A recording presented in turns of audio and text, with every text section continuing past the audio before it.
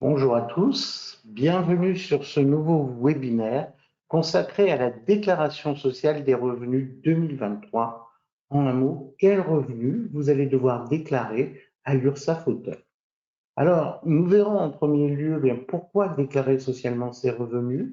Ensuite, nous parlerons des revenus artistiques à déclarer, quels sont-ils? Nous parlerons des revenus accessoires et nous ferons plusieurs zooms, un sur la collaboration avec la presse, un sur les spécificités des réalisateurs, des chorégraphes, des scénographes, un zoom sur les prix, un zoom sur les revenus issus de l'étranger et enfin un zoom sur les aides. Ensuite, on abordera la date et la manière de déclarer vos revenus et enfin, je répondrai à vos questions. Bien entendu, je ne répondrai qu'à des questions d'ordre général. Alors, pourquoi déclarer socialement ses revenus? Eh bien, c'est une démarche obligatoire. Il faut savoir que toute personne qui perçoit des revenus dans le cadre de son travail est assujettie à des cotisations qui viennent financer le système de protection sociale français. Ces revenus artistiques perçus donnent lieu à des cotisations auprès du régime social des artistes-auteurs pour financer notre système de protection sociale. Cela même si vous êtes en parallèle salarié, travailleur indépendant et retraité. En un mot, si l'on perçoit plusieurs revenus, d'un côté des salaires, de l'autre des revenus artistiques, on va cotiser sur ces deux revenus. Alors quand on est salarié, c'est l'employeur qui prélève les cotisations. Quand on est artiste-auteur, c'est à nous de régler les cotisations auprès de l'URSSAF Auteur. Alors, on cotise aussi pour le maintien de ses droits sociaux. Il faut savoir que l'ouverture des droits sociaux est conditionnée à vos revenus artistiques. Si vous n'avez que votre activité salariée, eh bien, dès le premier euro, dès votre inscription sur le guichet unique de l'INPI, pour obtenir votre numéro de SIRET, vous allez bénéficier d'une prise en charge des soins de santé servis par l'assurance maladie, du bénéfice des prestations familiales, des aides au logement, des aides à l'insertion, servies par votre caisse d'allocation familiale. Attention, certaines de ces aides sont soumises à conditions de ressources spécifiques. À partir du moment où vous déclarez un revenu et que vous commencez à cotiser sur ce revenu, eh bien, vous allez commencer à valider des trimestres de retraite. Ainsi, entre 150 fois et 600 fois le SMIC horaire, donc si votre assiette sociale, votre base de calcul des cotisations est comprise entre 150 et 600 SMIC, vous allez commencer à valider entre 1 et 4 trimestres de retraite auprès de l'assurance retraite. Et enfin, si votre assiette sociale, la base sur laquelle est calculée vos cotisations, est supérieure ou égale à 600 SMIC, vous validez de facto 4 trimestres de retraite, mais ensuite vous allez commencer à pouvoir bénéficier d'indemnités en cas d'arrêt de travail, en cas de maternité, paternité, d'invalidité, d'un capital décès. Ces prestations sont servies par votre caisse primaire d'assurance maladie. Donc on cotise aussi pour s'ouvrir des droits et en bénéficier. Alors, je viens de vous parler de 600 fois le SMIC, 250 SMIC. Eh bien, il faut savoir que pour 2023, le SMIC horaire est à 11,27 €. Ainsi, pour valider un trimestre de retraite, il faut que je cotise sur 150 fois une heure payée au SMIC. Ça fait 1 690,50 €. Ça me permet de valider un trimestre. Pour valider mes 4 trimestres de retraite, il faut que je cotise sur 600 fois une heure payée au SMIC. Donc, il faut que je cotise sur la base de 6 762 €. Et sur cette base aussi seront calculées mes indemnités maladie, maternité, mon capital, etc. Alors, pour les auteurs dont les revenus artistiques sont inférieurs à 6 762 €. Donc, encore une fois, pour les auteurs pour lesquels l'assiette sociale sera inférieure. Ils peuvent surcotiser forfaitairement. C'est très important. Ça veut dire que si votre situation fait que pour une année donnée où vous n'avez pas assez de revenus artistiques pour valider vos 4 trimestres, vous pouvez demander à cotiser sur cette assiette minimale. Ça s'appelle la surcotisation forfaitaire. Et si, en ayant quand même choisi de surcotiser forfaitairement, votre situation économique ne vous permet pas de régler l'ensemble de vos cotisations, vous pouvez bénéficier, sous certaines conditions, de leur prise en charge en déposant une demande d'aide à la surcotisation forfaitaire auprès de la Sécurité sociale des artistes-auteurs. Alors c'est facile, vous allez sur notre site sécuartistes-auteurs.fr et vous allez à demande d'aide à la surcotisation forfaitaire. Vous y trouverez les informations qui vous expliquent qui y a droit et le dossier à compléter et à nous retourner.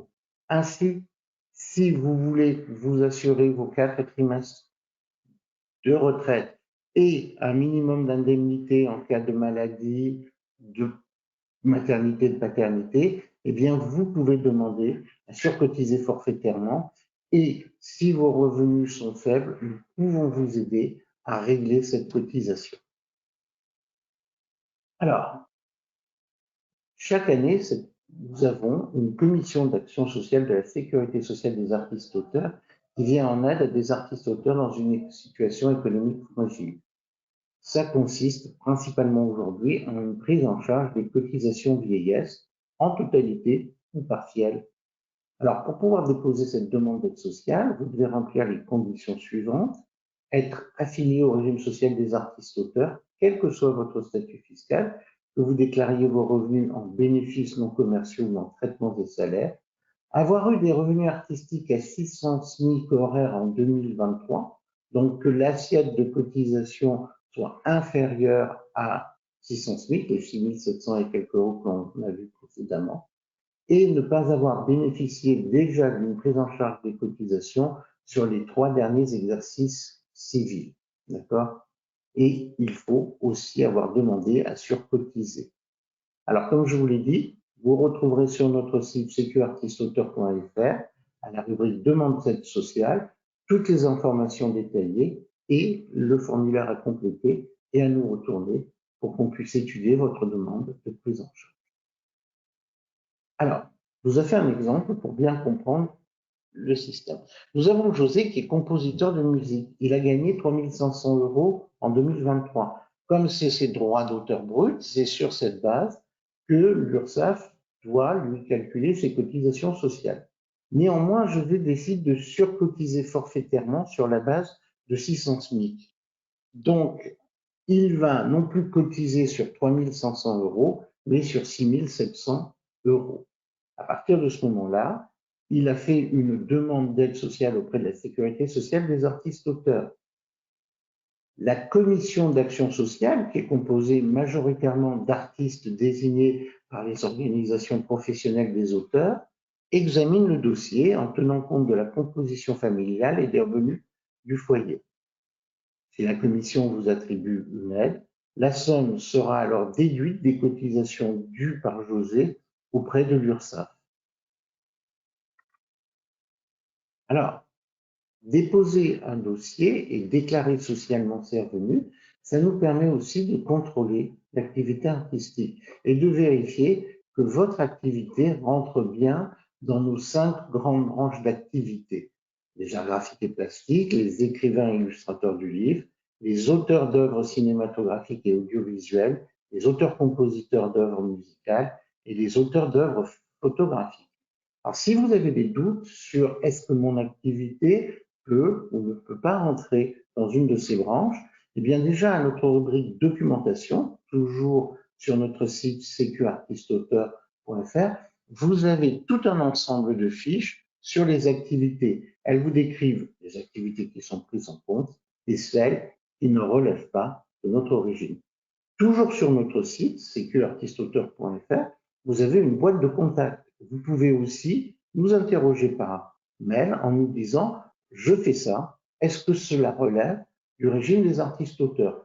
Nous vous confirmerons si c'est le cas ou nous vous dirigerons vers la caisse appropriée si ce n'est pas le cas.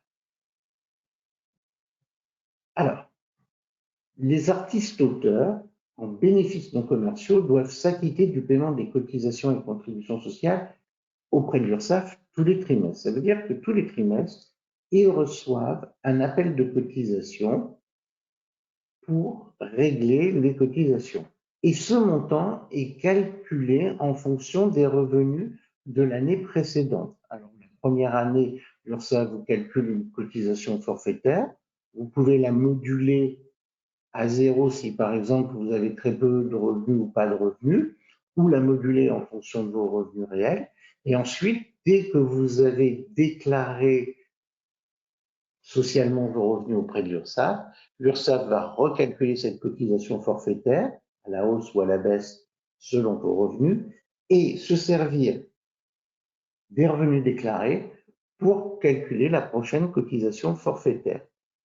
Si vous ne validez pas ou ne complétez pas votre déclaration sociale, l'URSSAF calculera provisoirement et à titre forfaitaire vos cotisations, quelle que soit votre situation au cours de l'année précédente. Comptez-vous valider votre déclaration de revenus et d'activité, y compris pour déclarer des revenus artistiques à zéro? En un mot, si l'URSSAF n'a pas l'information, si vous ne faites pas votre déclaration sociale ou si vous ne la validez pas pour les personnes qui sont en traitement des salaires et qui ont été précomptées, eh bien, l'URSSAF va fixer forfaitairement un revenu. Et ce revenu est souvent largement supérieur à vos revenus réels. Et donc après, vous rentrez dans des procédures un peu compliquées envers l'URSSAF pour régulariser votre situation. Donc, déclarer socialement ses revenus à l'URSSAF, c'est payer ses cotisations au plus juste de ses revenus réels et éviter des taxations d'office. Alors, quels sont justement les revenus artistiques que vous devez déclarer? Eh bien, pour comprendre ce que c'est qu'un revenu artistique, il y a 3 critères. Un revenu artistique, il est perçu de manière indépendante. Ça veut dire que votre activité ne doit être en aucun cas assimilable à du salariat. Formateur, éducateur, animateur socioculturel, chargé de cours et enseignant, animateur, présentateur, consultant. Toutes ces activités sont normalement des activités salariées, d'accord? Et ne sont pas des revenus artistiques. Elle doit être exercée de manière indépendante, sans lien de subordination caractérisant le salariat. Donc ça veut dire que dès lors qu'on va vous dire, écoutez, vous allez venir dans tel lieu, entre telle heure et telle heure, travailler avec telle personne et sous l'autorité même intellectuelle d'une tierce personne, bien, vous n'êtes plus indépendant, ce n'est plus un revenu indépendant, c'est par exemple du salariat. Ensuite, les œuvres que vous créez doivent être originales. Ça veut dire qu'elles doivent représenter la personnalité de celui qui les crée, quel que soit le médium, quel que soit le support. Et enfin, votre activité doit rentrer dans le champ d'application du régime social des artistes-auteurs. Alors, je citerai un exemple qui est celui des architectes. Les architectes sont considérés comme des auteurs d'œuvres de l'esprit. Néanmoins, ils ne rentrent pas dans le champ d'application du régime social des artistes-auteurs. Pareil pour les architectes d'intérieur. Donc, on voit qu'on peut avoir une activité créatrice d'œuvres de l'esprit, au sens de la propriété intellectuelle, mais que cette activité ne sera pas prise en compte par le régime des artistes-auteurs. Encore une fois, je vous invite à consulter nos fiches à la rubrique documentation sur notre site internet. Vous y retrouverez toutes les activités en détail.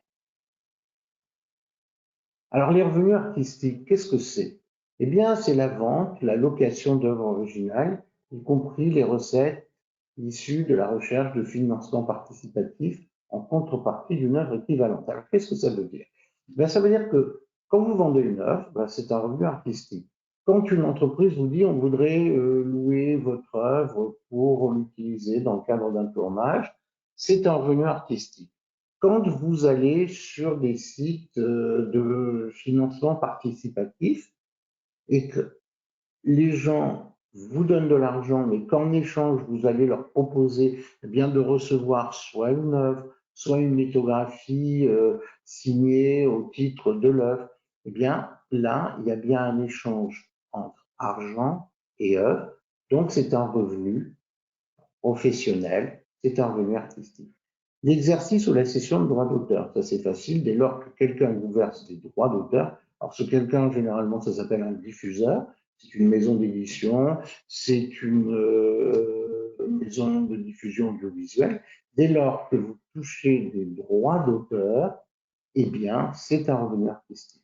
La vente d'exemplaires de son œuvre par l'artiste-auteur qui en assure lui-même la reproduction ou la diffusion, la fameuse auto-édition. Depuis 2021, les artistes qui s'auto-éditent, d'accord, ou qui sont liés par un contrat à compte d'auteur ou à compte de mise, c'est-à-dire que compte d'auteur, c'est quand on vous fabrique le livre, mais qu'on ne le distribue pas, c'est vous qui le distribuez, eh bien, toutes ces procédures d'auto-édition sont considérées depuis 2021 comme un revenu artistique. Ça doit être déclaré au titre des ventes d'œuvres.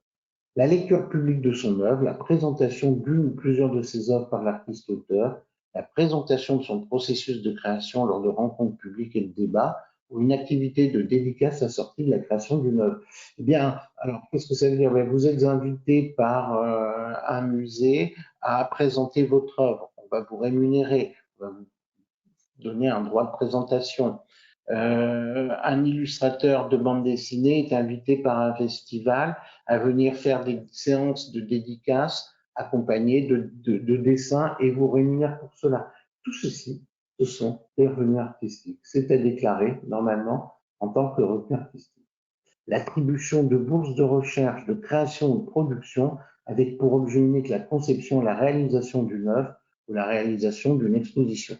Aujourd'hui, vous avez plusieurs structures, le ministère de la Culture, certaines régions qui offrent des bourses de recherche ou de création aux auteurs. Mais en échange, l'auteur doit s'engager à produire l'œuvre. Et bien là, on voit bien qu'on vous rémunère pour produire une œuvre, pour du travail, pour la réalisation d'une exposition. Ça relève des revenus artistiques. Alors, la participation à un concours ou à la réponse de commandes et d'appels à projets publics et privés. Vous le savez, il y a plusieurs concours d'art qui sont lancés tous les ans. Ça s'appelle le 1%, il y en a d'autres. Et souvent, il y a les projets retenus eh bien, perçoivent un revenu. Bien entendu, le projet finaliste, lui, sera retenu, il touchera la totalité. Mais là, on voit bien que participer à ces concours, et si vous faites partie du trio retenu et que vous touchez une somme parce que vous avez été dans les présélectionnés, eh bien, c'est un revenu artistique. L'attribution de bourse au titre de résidence de conception et de production d'œuvres, la rétrocession d'honoraires, c'est quand un artiste vous rémunère, par exemple, un graphiste va rémunérer un illustrateur dans le cadre de la conception d'une plaquette où on a besoin d'illustration. La remise d'un prix ou d'une récompense pour son œuvre, ça on verra en détail dans quelle mesure c'est la totalité est déclarable. Le travail de sélection ou de présélection en vue de l'attribution d'un prix, d'une récompense à un artiste-auteur pour une ou plusieurs de ses œuvres. Et enfin, la conception, l'animation d'une collection éditoriale. Alors, je le répète, hein, tout le détail des activités se trouve sur nos fiches dédiées sur notre site internet. Donc, si vous avez vraiment besoin de vérifier de manière pointue, allez consulter ces fiches sur notre site internet. Depuis 2019, tous les artistes-auteurs affiliés au régime social des artistes-auteurs peuvent percevoir des revenus accessoires qui sont assujettis aux cotisations et contributions sociales. Alors, quelles sont les conditions? Eh bien, premièrement, il faut quand même avoir perçu des revenus artistiques sur l'année en cours ou sur une des 2 années précédant l'année en cours. Donc, ça veut dire que vous ne pouvez pas déclarer des revenus accessoires si sur les 3 ans, il n'y a pas eu au moins 1 ou 2 années avec des revenus accessoires, avec des revenus, artistiques. Il y a un montant total à ne pas excéder qui est fixé à 1200 fois la valeur du SMIC. Au-delà de ces revenus, eh bien, ce devra être déclaré au régime social des indépendants ou au régime général des travailleurs salariés à définir selon les modalités concrètes d'exercice de l'activité. En un mot, vous êtes limité dans la perception de ces revenus accessoires. Alors, ils ne sont pas à comparer avec vos revenus artistiques, mais quoi qu'il arrive, pour 2023, vous ne pouvez pas percevoir plus de 13 524 € de revenus accessoires pour qu'il reste déclarable comme tel auprès de l'URSSAF auteur. Si vous dépassez cette limite, eh bien, le dépassement devra être déclaré au régime social des indépendants ou au régime des salariés s'il y a un lien qui pourrait laisser penser que vous pourriez être salarié. Alors, justement, ces revenus accessoires, quels sont-ils? Eh bien, ce sont les revenus perçus au titre de cours donnés dans l'atelier, dans le studio de l'artiste-auteur ou au cours d'ateliers artistiques ou d'écriture. Alors attention, cours d'atelier artistique ou d'écriture, on parle toujours d'activités ponctuelles qui ne relèvent pas du salariat. Si on vous dit vous allez animer toutes les semaines 2 heures pendant l'année scolaire un atelier d'écriture, vous n'êtes plus indépendant, vous êtes salarié. Donc, ce ne sont plus des revenus accessoires, ce sont des revenus salariés. Alors, il y a la transmission du savoir de l'artiste-auteur à ses pairs, les rencontres publiques qui ne donnent lieu à aucune lecture, aucune présentation de l'œuvre ou de son processus créatif ou à aucune dédicace, sachant que ça, ce sont des revenus artistiques. Les participations à la conception, au développement ou à la mise en forme de l'œuvre d'un autre artiste-auteur qui ne constitue pas un acte de création originale, accrochage d'œuvres, apport d'une connaissance technique d'un artiste à un autre artiste, participation d'un auteur-compositeur à la définition sonore de l'œuvre d'un plasticien, du mentorat, à tout ce que l'artiste apporte à son collègue artiste en termes de compétences techniques qui viendront compléter celles du collègue. Alors, la représentation d'un artiste-auteur de son champ professionnel au sein des commissions professionnelles de la sécurité sociale, des artistes-auteurs, et au sein des collèges de l'AFDAS. Certains auteurs, désignés par des organisations professionnelles, vont siéger dans des commissions et les revenus compensatoires qu'ils peuvent en toucher sont considérés comme des revenus accessoires. Là aussi, nous avons une fiche dédiée au sujet, la fiche activité accessoire, sur notre site sécuartisteauteur.fr. Si vous avez un doute, allez la consulter, elle est extrêmement détaillée et elle répondra à vos questions. Alors, quelques zooms maintenant. D'abord, le zoom sur la collaboration avec la presse. Alors, pourquoi ce zoom est important? Parce que dès lors que je travaille pour la presse, si je l'écris, je suis journaliste. Et un journaliste est obligatoirement rémunéré en salaire, en pige salarié. D'accord? Donc, par principe, aucun journaliste n'est censé, pour la publication de son article, être rémunéré en droit d'auteur. Il est rémunéré en salaire. Maintenant, il y a ce qu'on appelle les collaborateurs occasionnels non journalistes. Et puis, les journalistes professionnels dont les œuvres sont réutilisées par les entreprises de presse.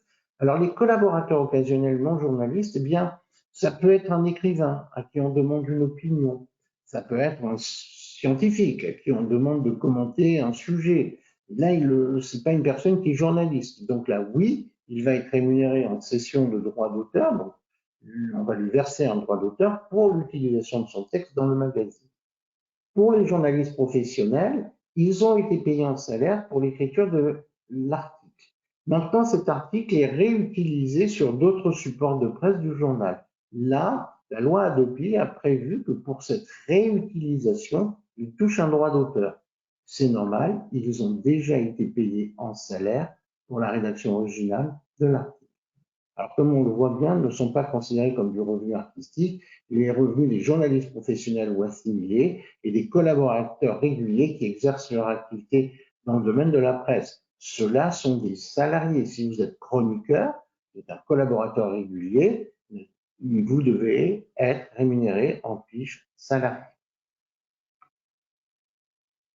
Les réalisateurs. Alors, les réalisateurs, c'est comme les metteurs en scène de théâtre. Un réalisateur d'œuvres audiovisuelles, les metteurs en scène de théâtre, on va se retrouver dans les mêmes configurations. Eh bien, leur rémunération se compose de 2 éléments. Un salaire destiné à rémunérer l'exécution matérielle. Donc, ça veut dire que pendant qu'ils réalisent le film, pendant qu'ils montent la mise en scène du spectacle, ils doivent être salariés par la structure de production. C'est une obligation du Code du travail. Ils sont intermittents du spectacle pendant cette période. Par contre, ils peuvent toucher des droits d'auteur correspondant à la conception intellectuelle de leurs œuvres Et eux sont calculés soit en principe proportionnellement aux recettes d'exploitation, quand il s'agit de théâtre ou de cinéma, ou selon un forfait de diffusion, quand il s'agit d'une diffusion audiovisuelle. Donc ça veut dire que si je suis metteur en scène, si je suis réalisateur, quoi qu'il arrive, je vais toucher un salaire. Et ensuite, éventuellement, des droits d'auteur sur la diffusion de mon œuvre. Il en est de même pour les chorégraphes. Ils sont salariés pendant la mise en œuvre du matériel de la chorégraphie, donc tant qu'ils sont là dans le théâtre, pour mettre au point, remettre en ordre la chorégraphie. Et ensuite, ils touchent des droits d'auteur, éventuellement, calculés en pourcentage sur la recette, ou forfaitairement si la rémunération proportionnelle ne peut pas être déterminée. D'accord? Donc, c'est dans souvent les sociétés d'auteurs, alors ça peut être la SCAM pour les réalisateurs, ça peut être la SACD pour les chorégraphes, pour les metteurs en scène, qui reçoivent les droits d'auteur et qui les reversent aux auteurs. Et c'est la SCAM, la SACD ou la SACEM dans certains cas pour les musiciens, qui font la déclaration auprès de l'URSSAF auteur. Alors, les scénographes. Eh bien, les scénographes, aujourd'hui, ont plusieurs champs d'activité. Ils peuvent être scénographes d'exposition, donc là, ils vont adresser une facture en DLC, mais s'ils travaillent pour le spectacle vivant, l'opéra, le théâtre, le cinéma, eh bien, ils vont se retrouver dans la même situation que le réalisateur, que le metteur en scène. Ils doivent percevoir un salaire pendant la mise en œuvre de leur scénographie.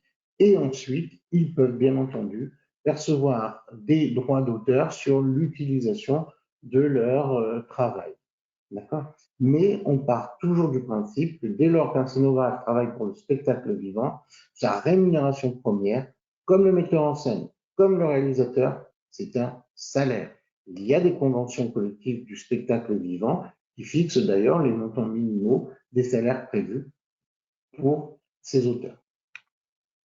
Alors, les prix. Alors, il faut savoir que les prix ou récompenses sous forme pécuniaire pour une œuvre ou le travail d'un artiste-auteur sont considérés comme un revenu artistique principal et sont donc à déclarer socialement à l'URSSAF du Limousin. Mais certains prix non imposables fiscalement, en raison d'une exonération prévue par les impôts, le bulletin officiel des finances publiques, c'est l'annexe du Code général des impôts, peuvent ne pas être déclarés et faire l'objet d'une exemption d'assiette. En un mot, il y a certains prix que vous n'aurez ni à déclarer aux impôts, ni à déclarer à l'URSSAF auteur. Ce sont les prix nationaux et européens. Ils doivent remplir les trois conditions suivantes. Ils doivent être remis pour une œuvre ou un ensemble d'œuvres à caractère littéraire ou artistique, décerné par un jury indépendant et attribué au moins depuis 3 ans. En un mot, pour le plus célèbre d'entre eux, le prix Nobel de littérature, ça va toucher principalement cela, eh bien, les récipiendaires du prix Nobel de littérature n'ont pas à déclarer aux impôts et à l'URSSAF auteur la somme qu'ils perçoivent au titre de ce prix. Alors, zoom sur les aides. Beaucoup d'artistes aujourd'hui bénéficient d'aides. Ce sont souvent des aides à la création. Donc, ils déposent un dossier en disant, voilà, je veux créer une œuvre, je veux un travail.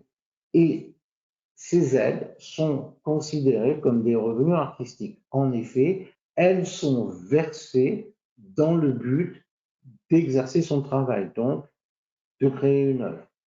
Alors, ça peut être des aides publiques comme des aides privées, dès lors qu'il y a pour but de créer une œuvre.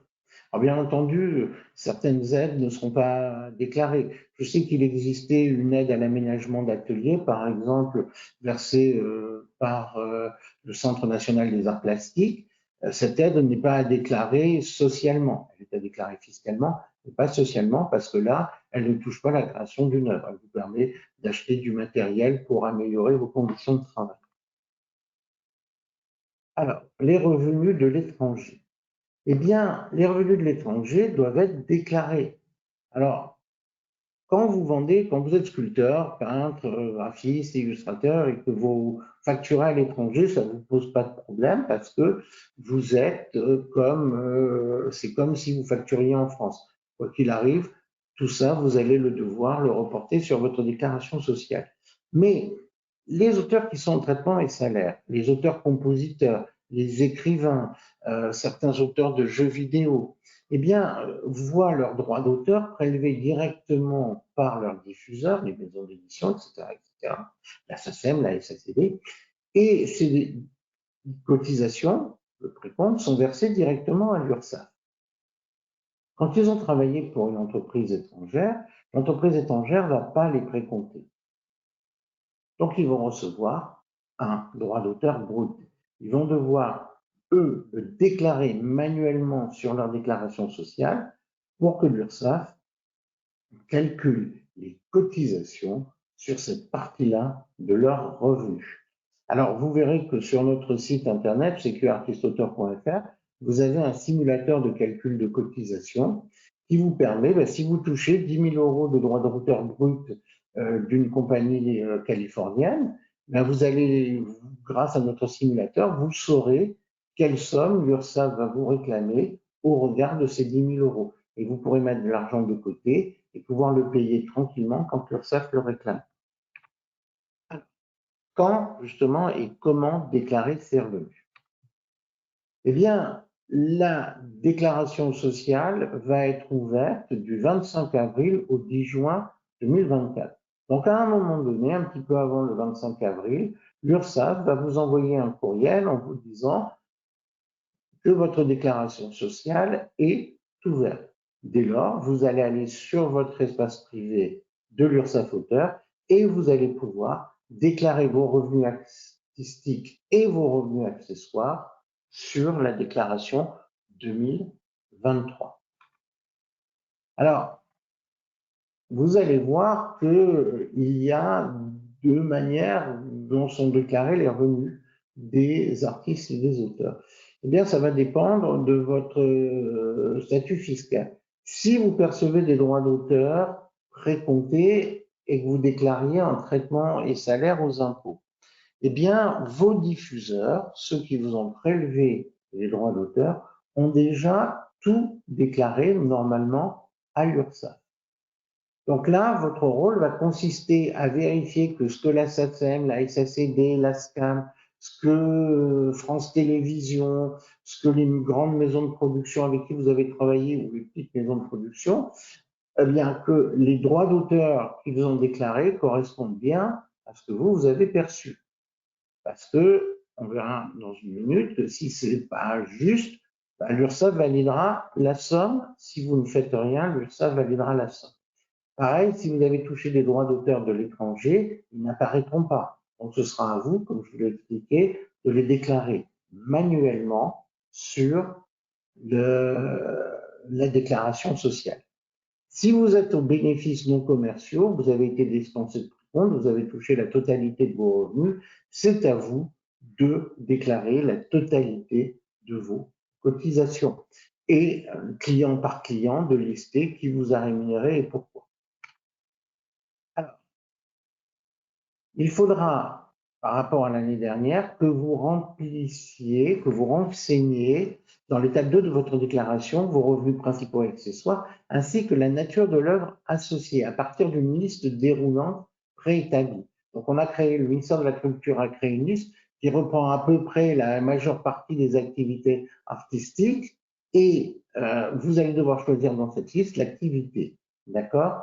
Alors, ce sont des données qui sont utilisées uniquement à des fins statistiques, afin d'évaluer l'activité économique des artistes-auteurs. Ça nous permet de savoir qu'il y a tant de peintres, tant de sculpteurs, tant de graphistes, tant de designers, qu'ils ont des revenus compris entre temps et temps, si ce sont des hommes ou des femmes, il y a une différence de revenus.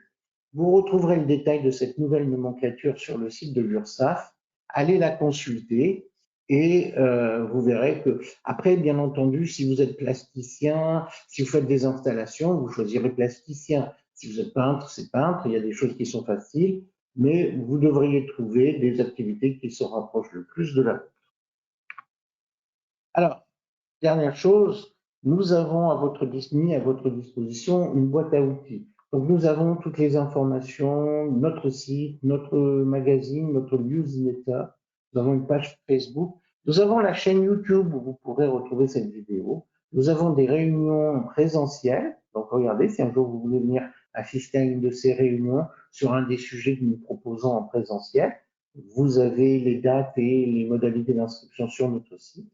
Vous avez des outils pour vous aider, les fameuses fiches pratiques sur les activités, des modèles de notes de cession de droits d'auteur, de certification de précompte, important. Comme je vous le disais, un simulateur de cotisation, il vous permet en quelques clics de connaître le montant futur de vos cotisations et un simulateur d'indemnités journalières. Si vous êtes amené à devoir percevoir des indemnités maternité ou des indemnités journalières, eh bien, vous pouvez utiliser ce simulateur qui, en fonction des informations que vous allez lui fournir, pourra vous dire approximativement le montant de vos indemnités. Alors, je vais maintenant regarder vos questions et, bien entendu, répondre à celles d'ordre général.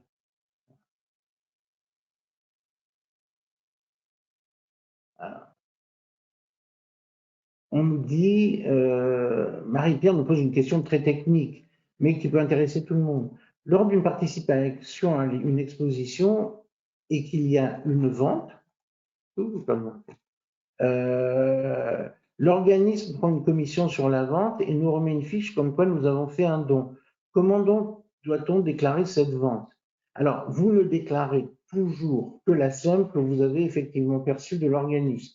Donc, si l'organisme met en vente l'œuvre à 1 000 €, il prend une commission de 200 € et qu'il vous verse 800 €, vous déclarez le montant brut, 800 €. C'est important. Alors, pour le calcul du nombre, Océane nous dit pour le calcul du nombre de trimestres de retraite validés en fonction du chiffre d'affaires. Alors, attention, vos cotisations, quand vous êtes en BNC, ne sont pas calculées sur le chiffre d'affaires. Elles sont calculées sur le bénéfice majoré de 15%. Celui-ci est calculé à partir de la somme gagnée annuellement ou chaque trimestre. Non, c'est la somme gagnée annuellement. D'accord? On ne fractionne pas par trimestre. Vous avez déclaré annuellement 2 000 €, ça vous valide un trimestre. Vous avez déclaré annuellement 8 000 €, ça vous valide 4 trimestres. Alors, Nolwenn nous dit « Bonjour, je voudrais savoir comment déclarer les bourses de résidence qui sont prévues pour financer le transport, l'hébergement et le matériel et non rémunérer les artistes. » Alors, Nolwenn, en principe, une bourse, c'est un tout. On vous dit, voilà, votre bourse, on vous donne 10 000 €. Dans ces 10 000 €, il y a vos frais d'hébergement, vos frais de transport, tout est compris. Rappelez-vous que si vous êtes artiste, vous déclarez des bénéfices non commerciaux.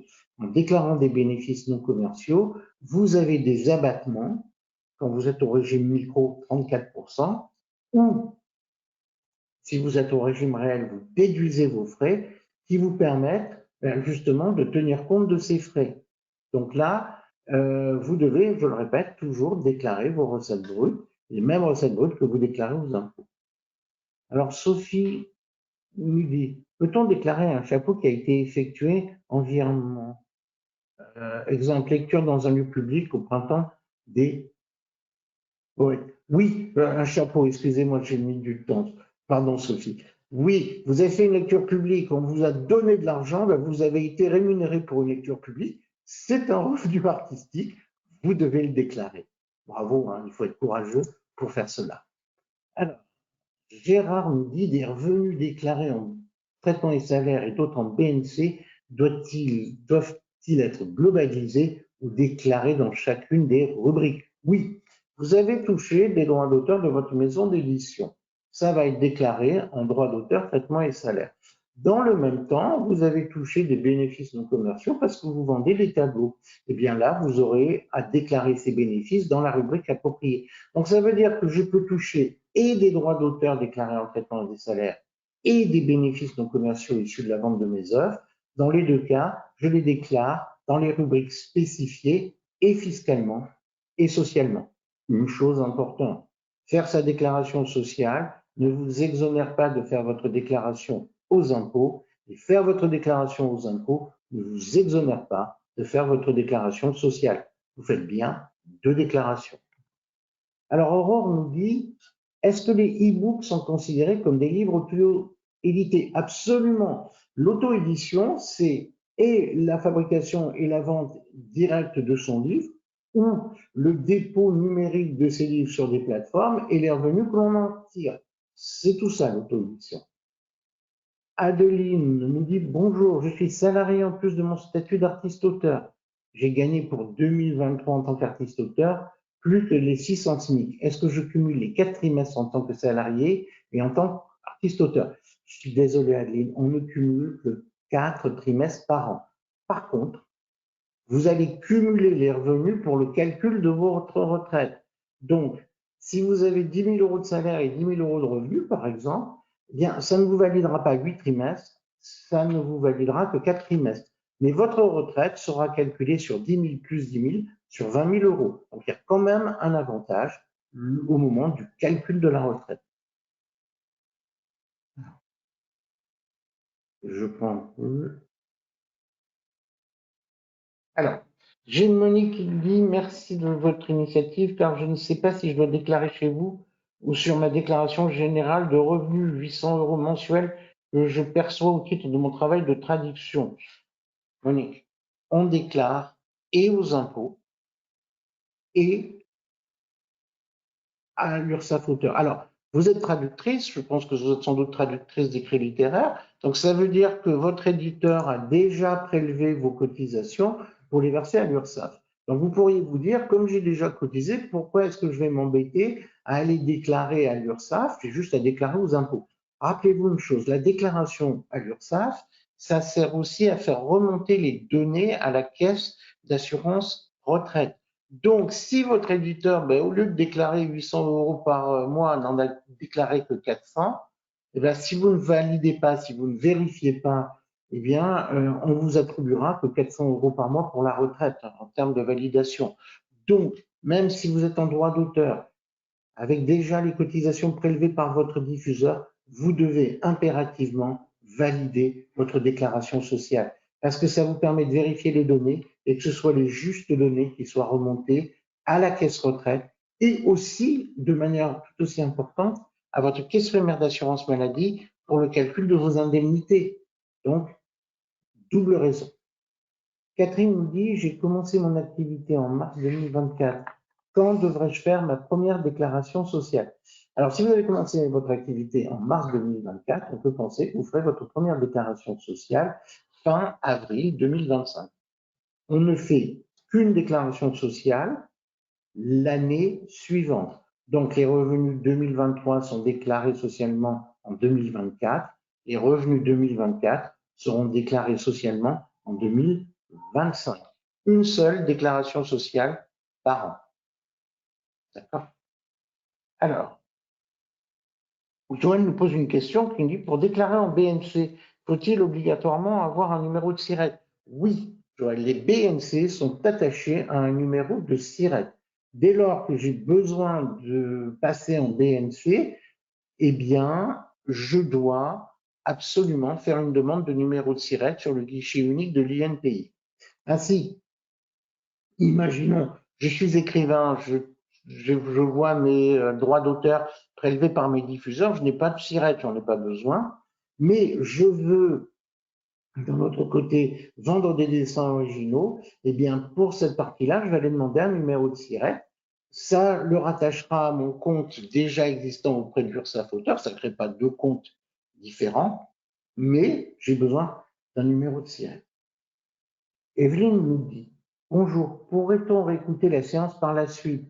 Pouvez-vous nous adresser un lien? Alors, Evelyne, bien sûr que vous pourrez réécouter cette séance. Elle va se trouver sur notre chaîne YouTube, la chaîne YouTube Sécurité sociale des artistes auteurs. Et là, vous pourrez la réécouter comme il vous convient.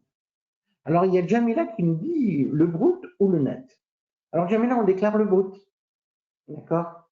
Si je suis en micro-BNC, je vais déclarer mes recettes brutes à l'URSSAF.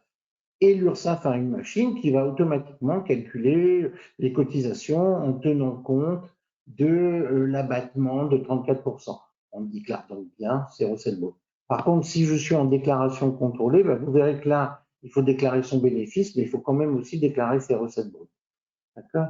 Isabelle nous dit, si on est payé en droit d'auteur, alors il s'agit de revenus artistiques, même si l'œuvre traduite est un essai et pas littéraire. Alors, un essai est une œuvre de l'esprit. C'est-à-dire, quand vous écrivez un essai, c'est vous, personnellement, qui présentez un point de vue. D'accord? C'est ça qui est très important. Donc, ça reste une œuvre, alors certes pas littéraire, mais on parle des œuvres littéraires et scientifiques. Donc, oui, un essai est une œuvre qui relève du régime des artistes-auteurs, donc qui est à déclarer à l'URSSAF auteur. Alors, Nolwenn nous demande, merci pour votre réponse, merci Nolwenn. Je souhaiterais aussi savoir comment déclarer une bourse reçue en 2023, mais dont les versements sont répartis entre 2023 et 2024. Alors, Nolwenn, on déclare, c'est une règle, qu'elle soit sociale ou fiscale, c'est la même. On ne déclare que les sommes effectivement perçues. Donc, si j'ai signé une convention de bourse avec la DRAC de ma région, et que cette convention dise que qu'à partir d'octobre, je vais toucher pendant 10 mois une somme de 1 000 euros, eh bien, pour 2023, je ne déclarerai qu'octobre, novembre, décembre, donc 3 000 euros. D'accord? Je ne déclare pas, j'anticipe pas. Je déclare les sommes effectivement perçues. Pareil, si ma galerie me verse la vente d'une œuvre en plusieurs fois, donc j'ai eu un accord avec ma galerie pour que, plutôt que de me verser un règlement unique, elle me fasse un règlement étalonné, je déclare que la somme effectivement perçue sur la durée calendaire entre le 1er janvier et le 31 décembre. Alors, je vais prendre une question. Hugo nous dit, est-ce que le RSA est compris en tant que bourse d'aide? Non, Hugo, le RSA n'est pas une bourse d'aide, c'est un revenu social. Il n'a pas à être déclaré dans vos revenus artistiques. D'accord? Ni le RSA, ni la prime d'activité, ni il y a un autre, ni la CMU. Ah non. D'accord? Ce sont des droits sociaux, ce ne sont pas des revenus issus de la vente ou de la diffusion de vos œuvres. Donc, ce ne sont pas des revenus professionnels. Alors, Loïc nous dit, bonjour, pour la demande de surcotisation, peut-on faire la même peut-on la faire même si on a eu un chiffre d'affaires nul? Alors, oui, Loïc, vous pouvez faire une demande de surcotisation si vous avez eu un chiffre d'affaires nul en 2023, mais il faut quand même que vous ayez eu au moins un revenu artistique positif, enfin perçu un revenu artistique sur les 3 dernières années. D'accord? Ça, c'est une condition. Alors, je vais maintenant conclure ce webinaire. Je vous remercie à tous d'avoir participé. Vous le retrouverez dès demain sur notre chaîne YouTube. Je vous rappelle notre site internet avec toutes les fiches d'activité. Si vous avez un doute, allez les consulter. Elles sont là pour vous aider. Vous pouvez aussi, via la boîte contact de notre site, nous poser des questions et nous serons là pour y répondre. Je vous souhaite une bonne fin de journée. Je vous remercie encore une fois et à bientôt.